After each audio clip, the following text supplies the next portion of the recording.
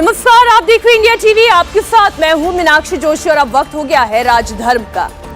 मोदी सरकार के एक मंत्री के बयान से आज पाकिस्तान में हड़कंप मच गया है। सवाल उठ रहा है कि क्या पाकिस्तान का भूगोल बदलने वाला है? क्या पाकिस्तान का नया इतिहास लिखा जाने वाला है? क्या पाकिस्तान के कब्जे वाला कश्मीर का हिस्सा अब हिंदुस्तान की सरहद के अंदर आने वाला है? राजधर्म में आज हम आपको बताएंगे ये सवाल आखिर क्यों उठ रहे हैं और कैसे हिंदुस्तान का दुश्मन नंबर 1 पाकिस्तान दो तरफ से घिर गया है, एक और बंटवारे की कगार पर खड़ा है। लेकिन सबसे पहले आपको सुनाती हूं मोदी सरकार के मंत्री वीके सिंह का वो बयान जो पाकिस्तान पर मोदी सरकार के नेक्स्ट एक्शन का संकेत दे रहा है। पीओके के लोगों ने कल मांग की है, पीओके के लोगों ने कल मांग की है कि मोदी जी से कि हमको भारत में शामिल किया जाए। बीजेपी का क्या स्टैंड रहेगा? देखिए, पीओके अपने आप भारत के अंदर आएगा, थोड़ा सा इंतजार करें। पीओके अपने आप भारत में आएगा, थोड़ा इंतजार करिए। आपने वीके सिंह का यह बयान सुना। इस बयान से पाकिस्तान में दहशत इसलिए है क्योंकि वीके सिंह की पहचान केवल ये नहीं है कि वो केंद्र सरकार में एक मंत्री हैं, ये देश के आर्मी चीफ रह चुके हैं। वीके सिंह ने यह बयान क्यों दिया है उसकी वजह भी आपको समझाती हूं। पिछले एक हफ्ते से पीओके में जो हो रहा है उसने पाकिस्तान की सरकार और पाकिस्तान की फौज की नींद उड़ा रखी है। आजादी की मांग यहां पर तेज होती जा रही है। मुजफ्फराबाद, रावलाकोट, गिलगिट बाल्टिस्तान, यहां की जनता सड़कों पर उतर गई है। मोदी से मांग कर रही है कि पीओके को भारत में विलय करा दें। बिजली फ्री, बिजली फ्री, बिजली फ्री, बिजली फ्री, बिजली फ्री, बिजली फ्री। पीओके से उठी ये गूंज इस्लामाबाद तक दहशत फैला रही है। गिलगित तक जाए, गिलगित तक आवाज दो, जम्मू तक, वादी तक, त्रिपुर तक, त्रिपुर तक,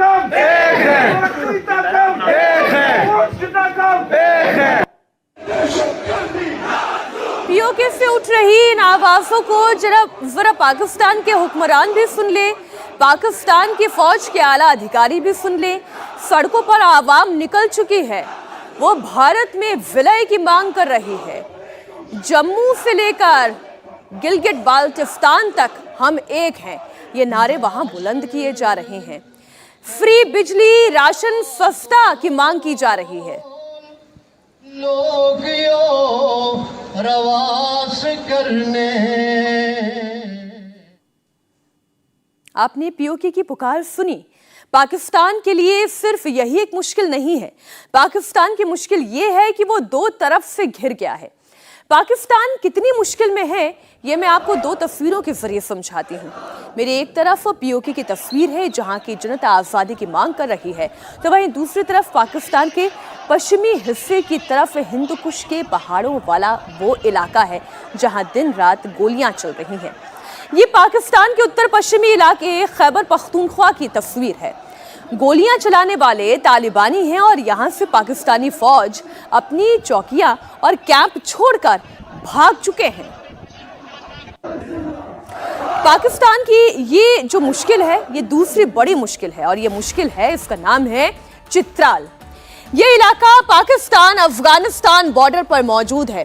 चित्राल के बिरपास पर जो बॉर्डर है वहां तालिबान ने पाकिस्तानी जमीन पर कब्जा करना शुरू कर दिया है। वही तालिबान जिसके पाकिस्तान के हुक्मरान तारीफ करते, उनसे दोस्ती के संबंध गांठते थकते नहीं थे, वही तालिबान अब इनके गले की हड्डी बन रहा है, कब्जा कर रहा है। तालिबानियों के हमलों की वजह से पाकिस्तानी सेना अपने अपने कैंप खाली करके वहां से भाग चुकी है। अब तालिबानी धीरे धीरे पाकिस्तान के चित्राल पर कब्जे के लिए आगे बढ़ रही हैं। यह हमला 6 सितंबर से अचानक से तेज हो गया है और महज 4 से 5 दिन के अंदर अंदर पाकिस्तानी फौज के हौसले पस्त हो गए हैं। अब चित्राल के पास की एक और तस्वीर आपको दिखाती हूं। जिस जगह पर पाकिस्तानी आर्मी का कैंप था वहां दीवारों पर पाकिस्तान का झंडा पेंट कर दिया गया था, लेकिन तालिबानियों ने यहां पर कब्जा कर लिया और पाकिस्तानी आर्मी के कैंप पर हमला करने के बाद उन्होंने झंडे की तस्वीरों पर पत्थर बरसाने शुरू कर दिए। तालिबानियों ने दर्जनों पाकिस्तानी चौकियों और पोस्ट पर कब्जा कर लिया है। बड़ी तादाद में पाकिस्तानी फौजी मारे गए हैं। कई पोस्ट ऐसी हैं जो इस वक्त तालिबान के कब्जे में हैं।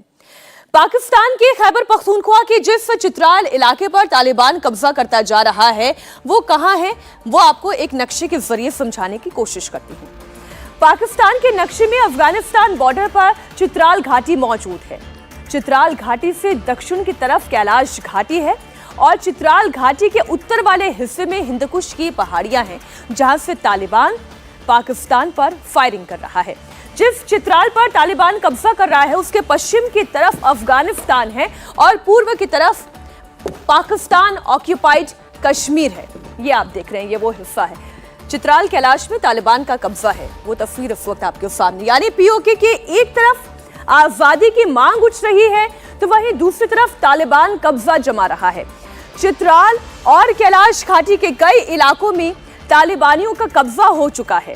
अफगानिस्तान बॉर्डर से करीब 40 किलोमीटर अंदर तक तालिबानी पाकिस्तान के अंदर घुसा है। और जब मैं बार बार तालिबान का नाम ले रही हूं तो जरा ये बात आप याद रखिएगा, ये वही तालिबान है जब इसमें अफगानिस्तान की सरकार को गिराने के बाद उन्होंने अपनी सत्ता स्थापित की तो सबसे पहले वहां पर पहुंचने वाले हुक्मरान पाकिस्तान के थे, जो तालिबान से दोस्ती गांठने के लिए पहुंचे थे। अब वही तालिबान कैसे अफगानिस्तान से निकलते हुए चित्राल घाटी पर कब्जा जमा रहा है उसकी तस्वीरें हमने आपके सामने रखी।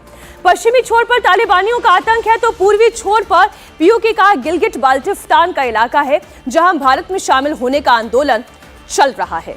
यहाँ पर लोग सड़कों पर निकल रहे हैं, नारेबाजी कर रहे हैं, फ्री बिजली की मांग कर रहे हैं, पानी की मांग कर रहे हैं, राशन की मांग कर रहे हैं और कह रहे हैं हम जम्मू तक एक है। जिस हिंदकुश की पहाड़ियों पर तालिबान इस वक्त गोलीबारी कर रहा है, चित्राल घाटी से लेकर कैलाश घाटी तक अपना कब्जा जमा रहा है। यह इलाका कभी पूरा हिंदुस्तान था, यानी पाकिस्तान के कब्जे वाले कश्मीर से लेकर हिंदकुश की पहाड़ियों तक यह पूरा हिंदुस्तान का हिस्सा था। हिंदकुश पर्वत श्रृंखला की हम बात कर रहे हैं। 800 किलोमीटर लंबा ये पूरा इलाका, नॉर्थ पाकिस्तान से मध्य अफगानिस्तान का ये 800 किलोमीटर लंबा इलाका हिंदकुश है। इसके सबसे ऊंचे पहाड़ को आजकल तिरिच पीर पर्वत श्रृंखला कहा जाता है। हिमालय के पास से ये भारत आने का एक आसान रास्ता माना जाता था। कुछ स्कॉलर इसे पारिजात पर्वत या परियात्र पर्वत भी कहते हैं। हिंदकुश से हिंदुस्तान का कनेक्शन रामायण काल में भी मिलता है। हिंदकुश का एक दूसरा नाम हिंदुकेश भी है। मान्यता यह है कि भगवान श्री राम के बेटे कुश के नाम पर इस इलाके का नाम पड़ा। श्री राम के पुत्र कुश ने चूंकि यहाँ पर तपस्या की थी और तपस्या के बाद कुश ने अमृत दीक्षा ली थी। पूरे क्षेत्र पर कुश का ही अधिकार था। इसका प्रमाण इस वक्त भी मिलता है। हिंदकुश के इलाके में रहने वाली कई जातियों के नाम कुश पर ही है। अब हिंदकुश नाम का जिक्र एक बार फिर सबकी जुबान पर इसलिए है क्योंकि पीओके भारत में विलय की आवाज तेज हो गई है।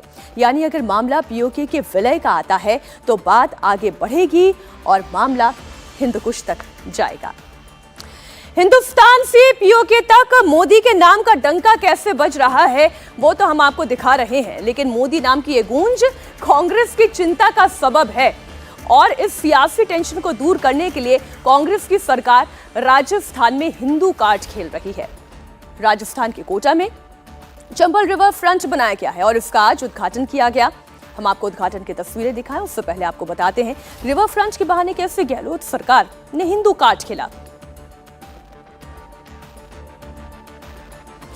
बनारस के काशी विश्वनाथ मंदिर के कॉरिडोर में आपने नंदी की एक प्रतिमा देखी होगी। कोटा के रिवर फ्रंट में भी नंदी की मूर्ति लगी है। गहलोत सरकार इसे दुनिया की सबसे बड़ी नंदी प्रतिमा बता रही है।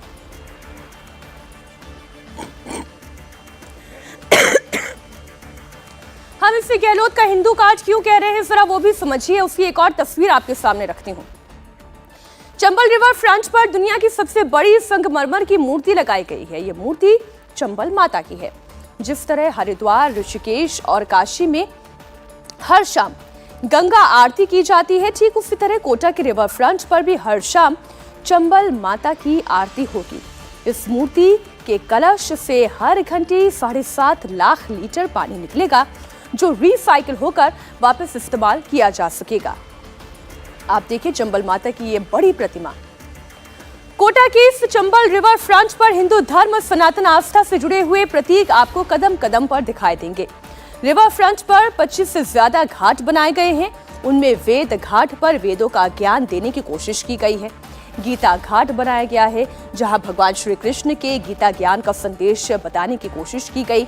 भगवान विष्णु के 10 अवतारों से जुड़ा हुआ ज्ञान भी आपको चंबल रिवर फ्रंट पर मिल जाएगा। चंबल रिवर फ्रंट पर आपको पंच तत्वों के मंदिर भी मिलेंगे। हिंदू परंपरा के मुताबिक पंच तत्व यानी कि अग्नि, वायु, जल, पृथ्वी और आकाश, जिससे सृष्टि का निर्माण हुआ। इस ज्ञान को दिखाने के लिए रिवर फ्रंट पर अग्नि, वायु, जल, पृथ्वी और आकाश के मंदिर भी बनाए गए हैं। ये मंदिर वेद घाट पर बने हैं। रिवर फ्रंट का एक मुख्य आकर्षण चंबल माता की 242 फीट ऊंची प्रतिमा भी है। आज शाम से यहां आरती की शुरुआत हो जाएगी, जिसमें अशोक गहलोत सरकार के कई मंत्री शामिल होने वाले हैं। चंबल रिवर फ्रंट पर इतना भव्य और इतना दिव्य वातावरण यहां पर तैयार किया जाएगा ताकि देश के ही नहीं बल्कि विदेश से भी यहां पर टूरिस्ट आए, उनके लिए ये आकर्षण का केंद्र हो। इसकी कुल लागत है 1400 करोड़ रुपए। 5.5 किलोमीटर लंबा रिवर फ्रंट है, 25 से ज्यादा घाट है, 250 से ज्यादा फाउंटेन्स बनाए गए हैं। इस रिवर फ्रंट का उद्घाटन आज किया गया। सीएम अशोक गहलोत को भी आज यहां पर आना था, लेकिन वो नहीं आ पाए। राजस्थान में चुनाव होने वाले हैं। गहलोत सरकार इस रिवर फ्रंट को अपना डेवलपमेंट का मॉडल बता रही है। इसकी तुलना मोदी के गुजरात मॉडल से कर रही है, लेकिन बीजेपी इसे भ्रष्टाचार का मॉडल बता रही है।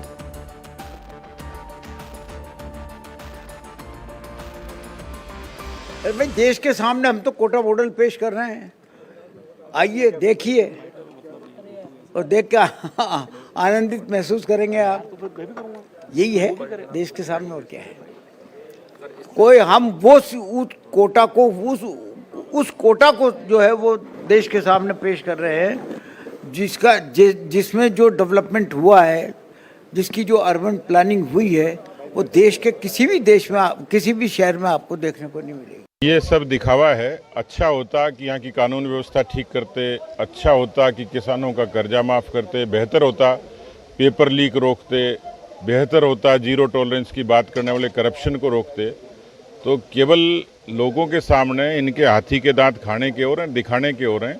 उस पत्थर की मूर्तियों के पीछे जो करप्शन छुपा हुआ है, वो मुझे लगता है आज नहीं तो कल उजागर होगा जनता के समक्ष। वो कहते ही हैं कि अशोक गहलोत मॉडल है, लेकिन अशोक गहलोत मॉडल राजस्थान में पूरे तरीके से विफल है, और इसलिए कोरोना में विफल हुआ, बुनियादी विकास में विफल हुआ, कानून व्यवस्था के मामले में विफल हुआ, जो यहाँ की करप्शन को रोकने के लिए जो बात कही गई उसमें विफल हुए। अब देखिए गुजरात में रिवर फ्रंट बना, बहुत सुंदर। महाकाल कॉरिडोर तैयार किया गया, वो भी बहुत सुंदर। काशी कॉरिडोर तैयार हुआ, वो भी अद्भुत। तो अब राजस्थान भी अगर इस पथ पर आगे बढ़ रहा है और एक ऐसा धार्मिक कॉरिडोर बनाने की चेष्टा कर रहा है, तो फिर इसमें राजनीति क्यों हो रही है? ये तो सतीश पूनिया जी को भी सोचना चाहिए, क्योंकि आलोचना अगर करनी है ऐसे धार्मिक रिवर फ्रंट्स की तो फिर पहले भी करनी चाहिए थी। तो एक बात तो तय है, ये सब सियासी बातें हैं। अब भ्रष्टाचार है या नहीं वो अलग की बात है, लेकिन ये रिवर फ्रंट कैसा दिखाई देगा वो इस वक्त हम आपको इंडिया टीवी पर दिखा रहे हैं। ये कैसा तैयार हुआ है वो आप देख पा रहे हैं। कोटा बहुत खूबसूरत दिखाई देगा। यहाँ पर लोक संस्कृति, चंबल की संस्कृति की भी झलक दिखाई देगी।